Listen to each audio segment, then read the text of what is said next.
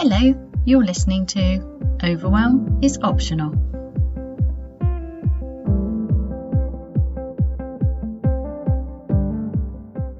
Okay, so on this episode, I'm really excited to have Paula Warman, who is a business specialist and sales and growth strategist. She specialises in helping landscapers, garden designers, and other business owners in the landscaping industry, which she's going to talk to you about in a minute, especially her lovely newish business, the Landscapers Circle, which is really supportive of landscapers and how to grow their business. So I'm really excited because I admire Paula immensely. She is tough, savvy, she's funny, she's managing incredible things. She runs 3 businesses while raising 2 children and still manages to take her dogs swimming. Welcome, Paula. Hello. What an intro. And I do, yes, still manage to swim. The vet told me yesterday that I need to take my dog swimming, and immediately I thought of you. Yes. It's a winning combination, that.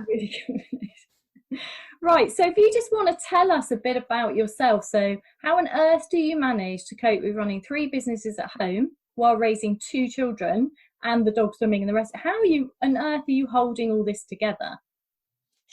With a lot of help from the wonderful Heidi. Thankfully, she came into my life at a point where it was perfect and called for and what really needed. So, yes, I have a lot of help and support from Heidi and the work I do with Heidi. But, yes, I'm not really coping with everything quite so well. I am secretly surfing, you know, the edge of breakdown. It feels all the time and feeling very overwhelmed because, yes, I have 3 businesses, 2 children, 2 dogs, and a house that is half renovated. So it's interesting, but I wouldn't have it any other way because it's not me. I think that I am that kind of person that likes to be busy, that likes a challenge, that won't give up. But sometimes I do wish I'd just chosen an easy life, an easy route where the overwhelm wouldn't quite be so bad, particularly in times like now with the lockdown just over and stuff. So, yeah. So can you tell us a bit more about your own personal experience of overwhelm? What does it feel like? Is it the same every time? Okay, so I think I did start with only running one business initially, my landscaping business. And with that, it was I didn't have any kids at the time when this started sort of 10 years ago.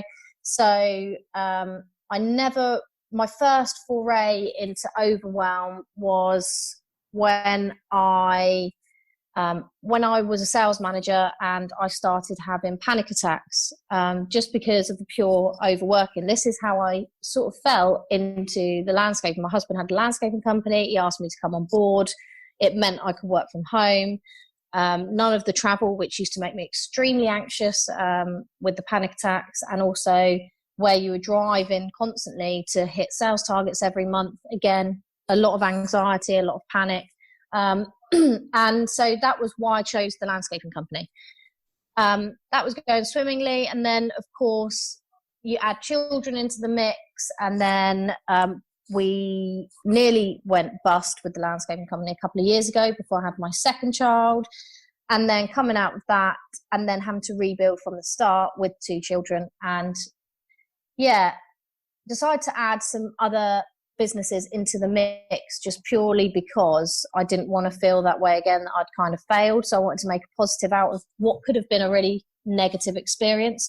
So that's how the Landscapers Circle was born, because I want to share my experience with other landscapers and help them grow. And I know a bit about sales and I know a bit about running a landscaping business. I've been doing it for 10 years. So that's kind of how I've morphed from being overwhelmed to not, to then creating another set of overwhelming issues through wanting to help others, wanting to serve others. And then, of course, when lockdown came, we decided to pivot and open an online shop just before lockdown. So literally a month before, which was, again, a great thing because everyone started buying online and everyone was looking at their gardens because we sell paving online. Everything ties quite nicely together.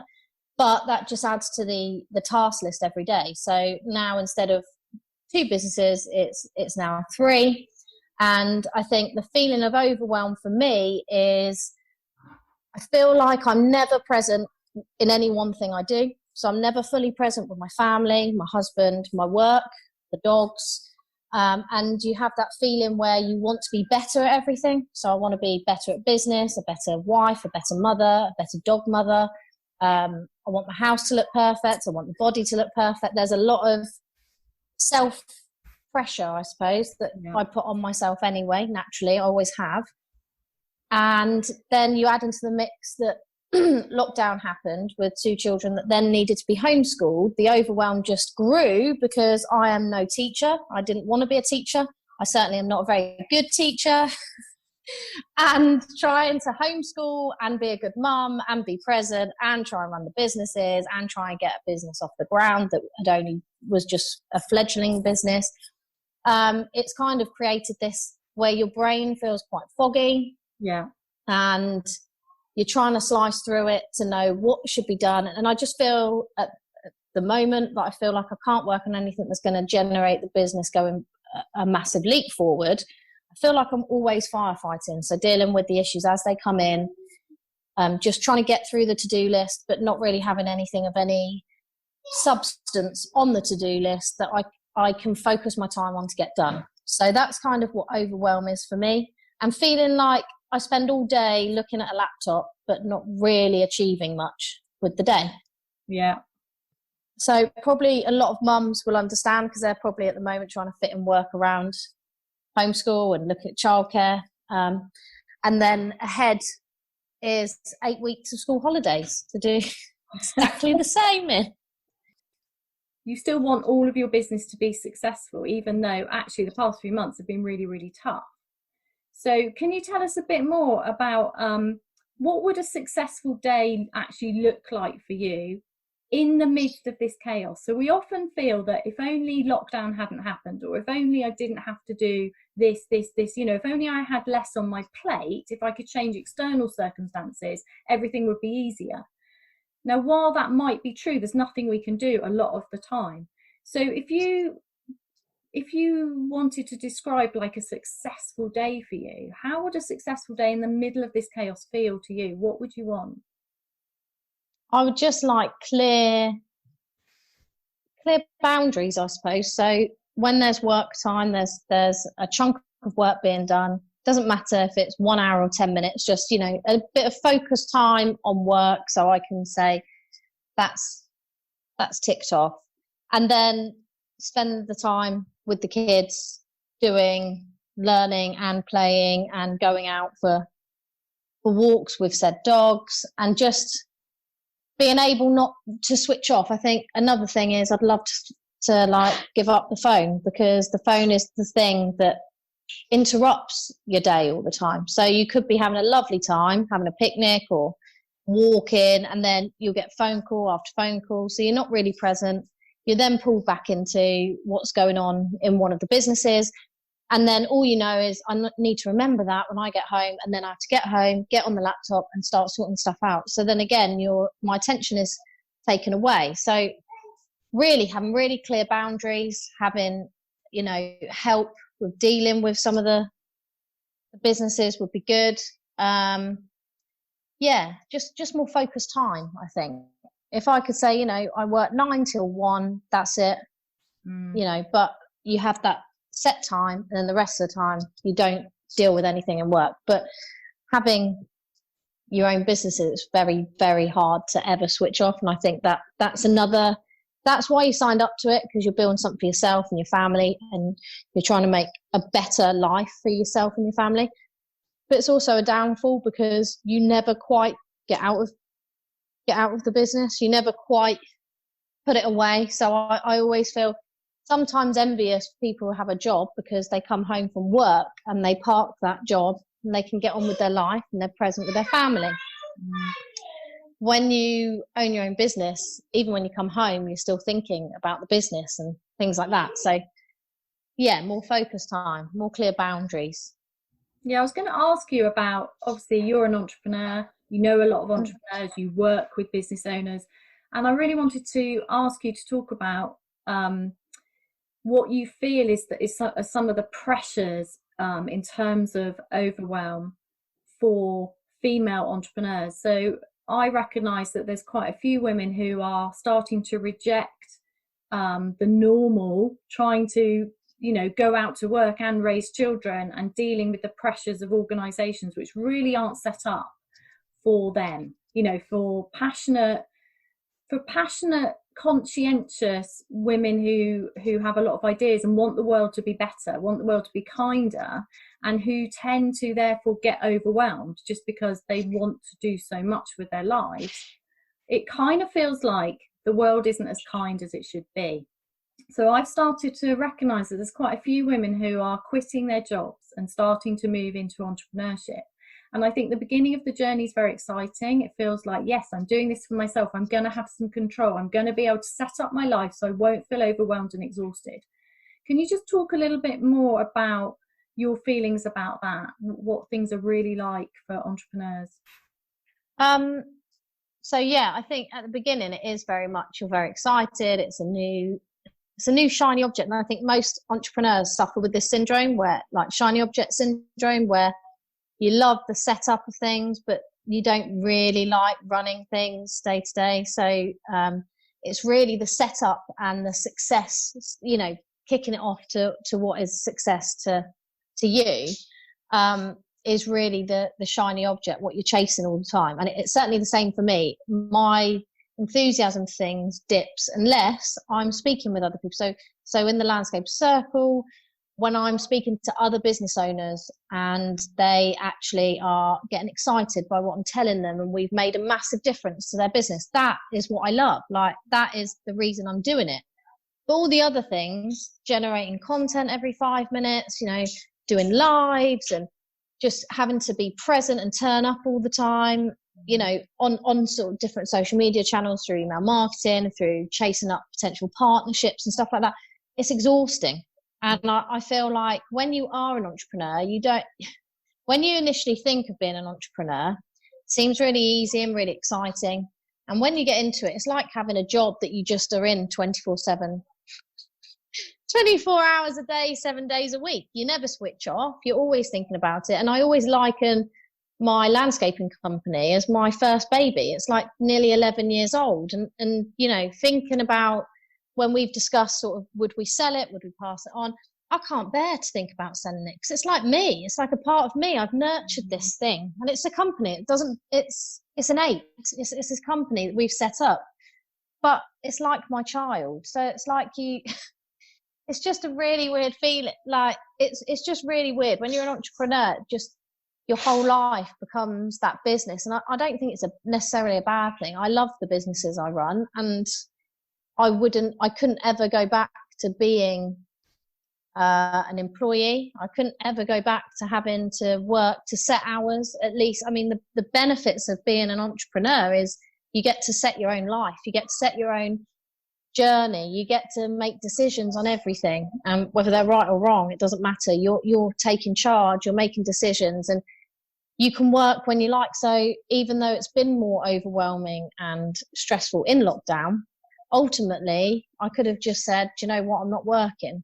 But that's not me. So but that's the beauty of being an entrepreneur. You can work your own hours. You can set your life as you want it to be. You're not working to anyone else's standards or requirements. So I think being an entrepreneur is very freeing, but the overwhelm is always there because you never quite switch off, because it's like I say, it's like your child. And it's like a third child. So now I've got 5 children and 2 dogs. Yeah. So it feels to me like this journey of entrepreneurship can be potentially even more overwhelming than where we're kind of escaping out of the pressures of trying to work in large organisations. But once we start to actually examine that overwhelm, once we start to actually remember the original, what we wanted originally, there is, as you say, that opportunity in a way that there isn't when you're constrained by other people's, your employer's needs, to start to make your day flow with your own energies, so that even if you can't control how much work you've got to do, so sometimes, yes, you might be able to postpone it because the kids need a bit more attention or you just need a break. But in general, I see it more as kind of surfing away from the verge of breakdown and surfing the energies and excitement of our own lives. But for me personally, to do that, I have to get out of my head, because my head is constantly going, do this, do this, do this, do this, do this. And because we live in such a really exciting time in that women can work from home, raise their children because of technology, because there's a huge need for information sharing and helping each other online. We are at a potential kind of hotspot in history where we can succeed, but it's potentially overwhelming because our minds go, but you haven't done this or this or this. You should be on every media channel. You should be doing this. And I think those shoulds are the problem, because it adds to the pressure, particularly if you're a woman who's passionate and determined to make the most out of life. So for me, it's about, one of the things I've started to do is say, okay, my to-do list is not a series of shoulds, because you know me, I'm really against shoulding. My to-do list is a bunch of opportunities. And I found that really interesting, just turning it from shoulds to opportunities, because actually, what's the worst that can happen? The worst that can happen is you'd go bankrupt, go back to work, and a few months later, your ideas head would come back on. You'd get your guts again, and you'd be back in entrepreneurship, because I do think it's a natural state of being for some of us. I can't imagine going back into employment like you. But if I had to, I could, because I was really good at my job and I'm really resourceful. But I know I'd end up back here with the next project, getting really excited.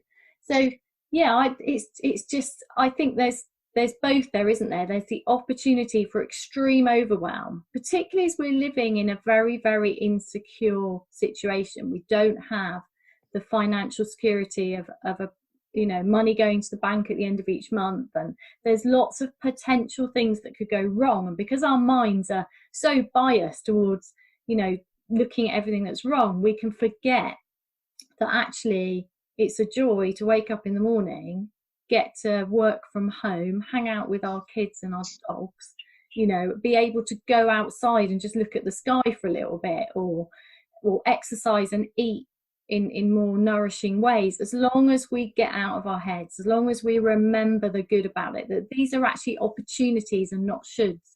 So yeah, it's a kind of tricky one to surf if you get stuck in your head, isn't it? Yeah, and this is why everything we've been doing as part of your membership and stuff like that has really helped, because it's all about coming out of your head, noticing things, not judging, and moving forward with your day. And that's the strategies that you've given us in the group has really helped for me reduce the anxiety and the overwhelm that can tend to start as soon as you wake up, really. So you made me laugh, because this month we're really focusing on controlling attention, and I gave you 4 practices and you picked the most difficult one to start with, which just made me laugh. Do you want to tell us a bit about that experience? So what really connected with me, Heidi went through 4 strategies that we could use, and as you suggested, we should start probably not with number 4, but for me, just because I know how my day works, and because my day starts with being woken up by the children. So your attention's already lost and your focus is gone, and you're not really in that frame of mind. So my reasoning to start with number 4, which was essentially for me, how I saw it, was being able to wake up and get out of my head. So in those moments where I become awake, start moving the focus out of my head and into my body, and notice anything that's going on in my brain. So if it's bringing up anything negative, positive, etc., just noticing it and then moving on. And like you said, it was all about, for me, and it was all about starting my day in the right frame of mind. So most of us can wake up and immediately it'll be like, oh, I've got to do this. I can't believe that, oh, the kids are annoying me. They're just squabbling. And you start feeling very negative and very already, you haven't even started your day. That's like your first few minutes of waking up. So for me, doing the practice, and I can't remember what the actual name for the practice was, it meant that I could just say, what are you doing today, Brain? What are you trying to tell me today? And like I said to you, the first day I did it, it didn't have anything negative to bring up. So I was like, brilliant. So this is awesome. This is a nice day to start, isn't it? Because nothing bad is seeming, or nothing negative is seeming to be popping up as I was noticing. And like you say, be a bit more playful. So I'd just be saying, oh, Brain, what are you going to tell me today? And then notice and then move on. And I've been doing that for a couple of days. And to be fair, there's hardly any negatives that crop up initially. Maybe my brain's already like, whoa, no, she's going to start noticing this morning. So actually, back away, negative thoughts. Love it. So maybe my brain's already conditioned itself to say, what's the point? She ain't going to listen. Yeah, seen you coming. So that was why I started with that, because I honestly thought I could sit there in bed and just move my attention out of the brain into the body quite easily, because you're relaxed, semi-relaxed with a child laying next to you, awake or not, and then just start noticing what the brain is trying to bring up, really, and really set yourself up in a more positive way. And it has helped, particularly when it helps me just basically not get so. I hate being a shouty mum, but I tend to be a shouty mum at least once a day, if not more. So I'm trying my best to reduce the shouty mum and be the calm, Zen-like mum. Doesn't always work, but I found that doing that in the morning, it's kind of just like, all right, okay, fair enough. Everything just seems to go over my head. And then the second practice I really liked to try and keep me present is when you start looking at an action that you're doing.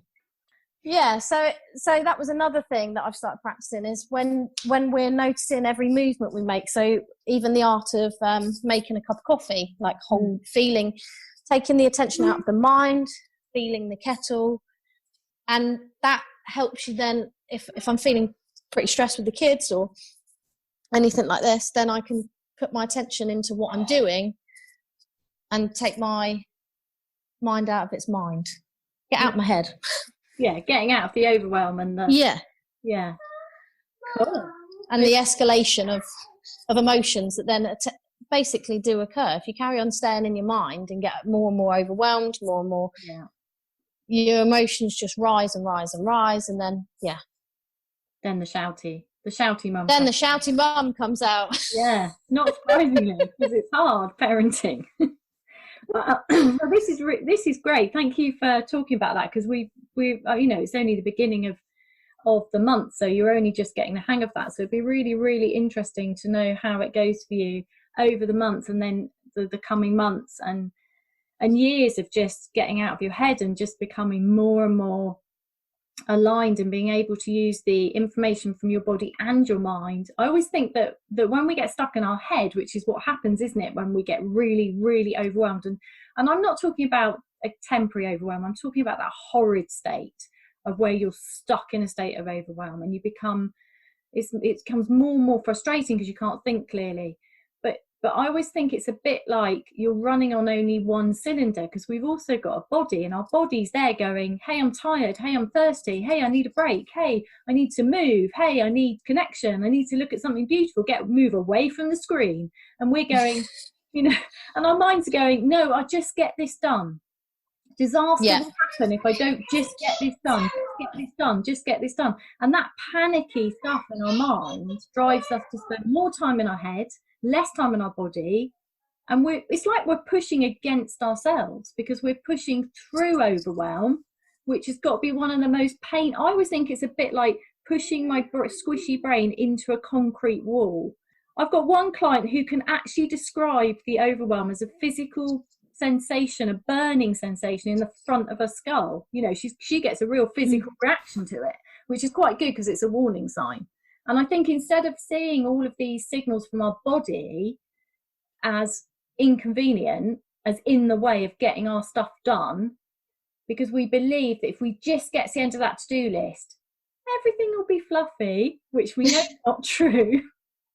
Yeah, we always have this emergency, don't we? This emergency state. And then we push against our body, and when we just get more and more of a mess, we have injuries when we train, then we don't sleep because we can't switch off, and then we're grumpier and grumpier. Can you just tell us a bit more about what drives you, what your ultimate biggest driver is? Where do you see yourself in, like, I don't know, 10 years time? What are you most passionate about? What difference? What's your legacy? So what I really want to do is to save as many animals in as many ways as I can on the planet. That's my ultimate goal in life. One that I'm not sure my husband is excited on coming on the journey with me, but he's going to be dragged around. But no, I just see I know where I'm going to live. I know what type of house I'm going to live in. I know the kind of lifestyle I want for myself and what kind of life I want for my family. And it's outdoors led, by a beach, just, you know, comfortable, being able to just enjoy being outside more. And yeah, I'd love to just be training all day long and rescuing animals the rest of the time. So yeah, just half and half, training in the gym all the time, and then rescuing animals the rest of the hours of the day. And that's what I really, really, really want to do. I want to make a difference to as many animals as I can. Obviously, dogs are my favourite animal, but I also have a massive passion for killer whales, and I'd love to shut every zoo in the world and every aquarium in the world. So I've got to try and get to that level of winning, and you know, we've still certainly got the drive and the passion. And I love the way that on the way to that huge worldwide goal, you are going to help so many landscapers. Yeah, it seems a weird journey on the way. Like, I want to help animals, and my ultimate goal is to help as many animals and have my own dog sanctuary. It will probably turn into a multi-animal sanctuary by the time it becomes, you know, real. But yeah, on the way there, I just really enjoy coaching and mentoring and helping other landscapers who want to succeed. And, you know, I'm pretty good at my job, so that's always a bonus, isn't it? Yeah, you certainly are. You've certainly helped me with business stuff. Can you tell us a bit more about the Landscapers Circle? Yeah, so I mean, the Landscaper Circle in a nutshell is a membership site, and it's set up for landscapers, garden designers, suppliers to the industry, and we help them with their marketing, their business. So they can join us and they will get access to a lot of training, and some of it's just how to run Instagram better, how to do a better Instagram bio, for instance. Other topics are on Google Ads, how to get the most out of a Google ad, but it's all very specific to landscapers. A lot of it is what I've done over the last 10 years in my company, and people have asked, how to do that? How did your marketing look so good? How come you're doing really well on X, Y, and Z? Why does your website look great? So all these topics sort of take into account basically training videos to teach them how to do things themselves. And we also offer templates, so they can download templates. So for instance, subcontractor form, if they're taking on subcontractors, to make sure they're complying with health and safety. So we kind of try to not only touch on marketing and business topics such as cash flow and numbers and knowing your numbers and setting goals, but also health and safety, employment law, and everything else that comes to running a business. But again, totally specific for landscapers. What we're going a bit crazy on at the moment is doing a lot of done for you. So we offer a lot of services that we can do for them. So if they haven't got time to do it themselves, or they want some extra help, they can book in for one-to-one calls, or we can take on their social media for them and run their social media or run their email marketing. And we've just, this month, the Association of Professional Landscapers have just basically want us to take on their social media. So we'll be running them, and a manufacturer's, and a manufacturer's approached me this week to see if we could run their social media and email campaigns and lots of other things for them. So it's an even bigger package.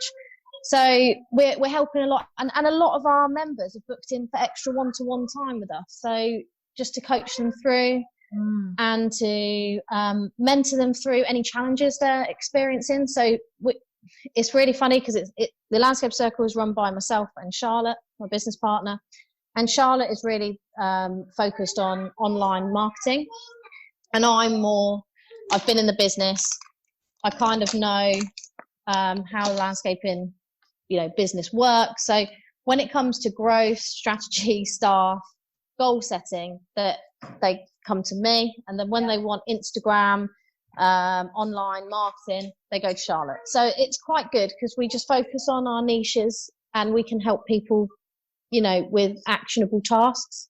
And what I really love is we've started group coaching. So we get to speak to our members who turn up to the monthly coaching groups. And then we've also just set up a monthly goal setting session. So they come every month.